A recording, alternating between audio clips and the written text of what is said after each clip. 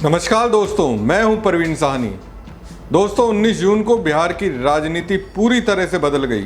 कांग्रेस की ओर से लिए गए एक फैसले ने न सिर्फ महागठबंधन की बिहार में स्थिति और मजबूत कर दी, बल्कि इससे सबसे बड़ा झटका अगर लगा तो बिहार के मुख्यमंत्री नीतीश कुमार को लगेगा।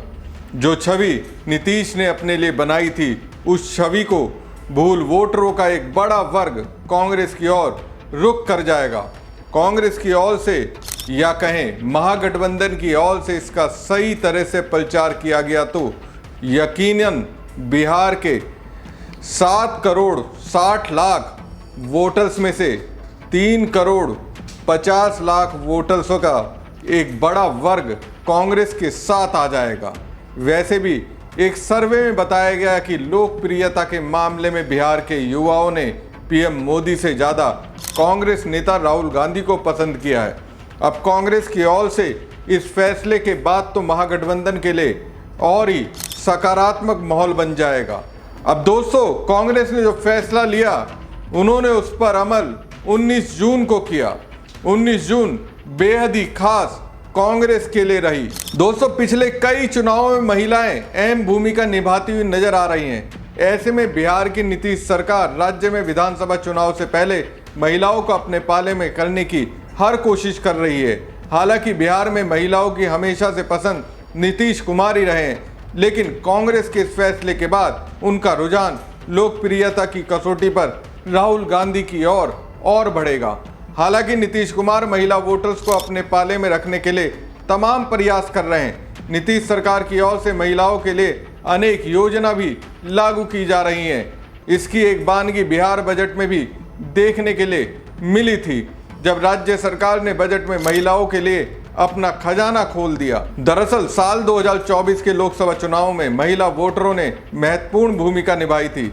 इसमें ज़्यादातर महिलाएं उत्तर बिहार से हैं, जो आर्थिक रूप से पिछड़ी मानी जाती हैं। इस चुनाव में महिलाओं की वोटिंग प्रतिशत 60% से भी अधिक थी। वहीं 2019 में हुए लोकसभा चुनाव में भी महिलाओं ने पुरुषों से 4.66% अधिक मतदान किया था।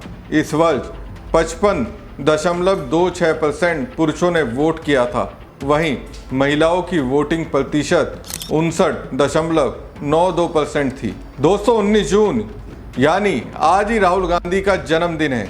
इसी दिन राहुल के जन्मदिन पर बिहार की 25,000 लड़कियों को कांग्रेस की ओर से गिफ्ट दिया गया। साथियों, आपको याद होगा श्री राहुल गांधी जी की भारत जोड़ो न्याय यात्रा में नारी न्याय पर बात हुई पूरी यात्रा के दौरान, और उस नारी न्याय में आर्थिक, राजनीतिक और सामाजिक न्याय पर लगातार चर्चा हुई।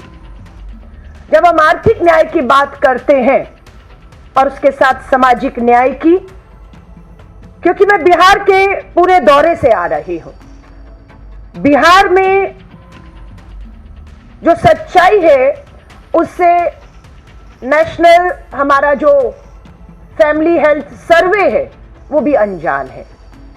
भारत सरकार द्वारा NFHS 6 का सर्वे अभी तक जारी नहीं किया गया है। जो 5 का सर्वे था, जमीनी हकीकत से वो सर्वे कोसों दूर था। आज भारत देश में 40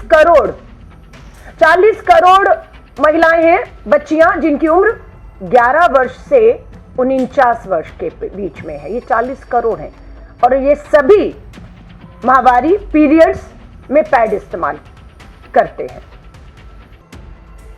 हमारी जो हर महीने की जरूरत है, देश में हर महीने इन 40 करोड़ महिलाओं की 400 करोड़ सैनिटरी पैड की जरूरत है। 400 करोड़ हर महीने। उपलब्धता की हालत यह है कि बच्चियों के पास बिहार में 80%, ये हमारे सर्वे हैं जो हमने पिछले कुछ महीनों में किए, बच्चियों से मिले, स्कूल में गए, जो दावे थे, मैं बिहार से शुरू कर रही हूं, ये बेनकाब करते हैं डबल इंजन की भाजपा सरकार के दावों को। दावा किया गया कि बिहार में लगभग स्कूल बताए जाते हैं, जो प्राथमिक उच्च विद्यालय हैं उनकी संख्या जो है ये 44,000 है। पटना उच्चतम न्यायालय के आदेश के अनुसार हर स्कूल में सैनिटरी वेंडिंग पैड मशीन लगनी थी, टॉयलेट्स और डिस्पोजल की व्यवस्था होनी थी। यह सरकारी आंकड़ा बताता है कि 40,000 प्राथमिक विद्यालयों में से अब तक मात्र 350 स्कूलों में हमारी बच्चियों को सैनिटरी पैड उपलब्ध कराने की बात है, डिस्पोजल हो रही है। और इसकी हकीकत भी हमने जानी कि ये 350 कौन से स्कूल हैं, और उसकी हकीकत मैं लेकर आपके सामने आई हूं, जिसे मैं आपको एक वीडियो के माध्यम से उन सरकारी स्कूल की अभी आज स्कूल जाती बच्चियों से भी बात हुई, अभी के सुबह के भी वीडियो है कि शायद हमारे इस 3 महीने की मुहिम में सरकार जागी हो और कहीं पैड की मशीनें कहीं कहा गया। एक सेकेंड अभी बंद करिएगा।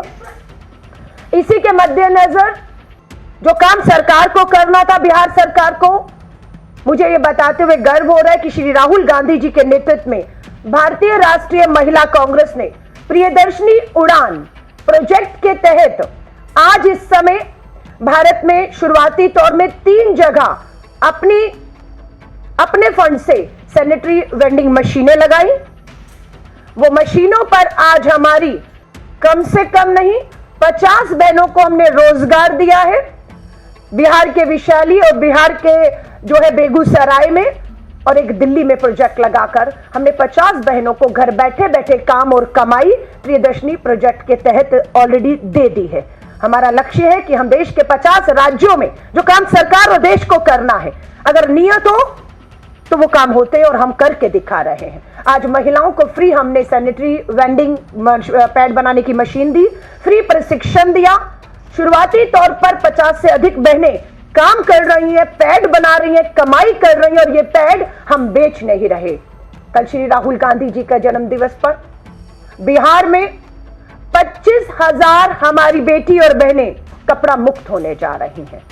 ये हमारी पहली पहल के तहत हुआ है कि मात्र 2 महीने में हमारी मशीनों से बहनें जो पैड बना रही हैं वो फ्री हमारे उन गांव में जा रहा है जो सर्वे में बेटियों ने बताया वो कपड़े इस्तेमाल करती हैं, और कल से 25,000 वो बेटियां, वो गरीब महिलाएं कपड़ा मुक्त होने जा रही हैं। सो इसी को लॉन्च करते हुए हम लोगों ने प्रियदर्शनी उड़ान सैनिटरी नैपकिन योजना की शुरुआत की। कांग्रेस की ओर से बेहद ही सकारात्मक, इमोशनल और संवेदनशील फैसला लिया। बिहार की 25,000 लड़कियों को सैनिटरी पैड बांटे गए। ये वैसी लड़कियां हैं जो गरीब हैं, जिनके आय के स्रोत कमजोर हैं। कई इसको कमतर आंख कर देखेंगे, लेकिन कांग्रेस की ओर से राहुल के जन्मदिन पर उठाया गया ये कदम सराहनीय है। बिहार की महिला शक्तियों का झुकाव कांग्रेस की ओर बढ़ेगा। दोस्तों, चुनाव आयोग के द्वारा जारी किए गए आंकड़ों के अनुसार बिहार में 3.6 करोड़ महिला वोटर्स हैं। वहीं पर देश में कुल वोटरों की संख्या 7.6 करोड़ है, यानी राज्य में 4 करोड़ पुरुष वोटर हैं। अक्टूबर 2024 में जारी वोटर लिस्ट में प्रति 1000 पुरुष मतदाताओं पर महिला मतदाताओं की संख्या 910 थी, जो साल के अंत तक यह संख्या बढ़कर 914 हो गई। तो क्या माना जाए, युवाओं के बाद कांग्रेस के इस कदम से बिहार की लड़कियों के बीच राहुल और पॉपुलर हो जाएंगे? हमारी खबर आपको कैसी लगी कमेंट बॉक्स में कमेंट करके जरूर बताएं। साथ ही पेज को ज़्यादा से ज़्यादा लाइक और शेयर कीजिएगा। धन्यवाद।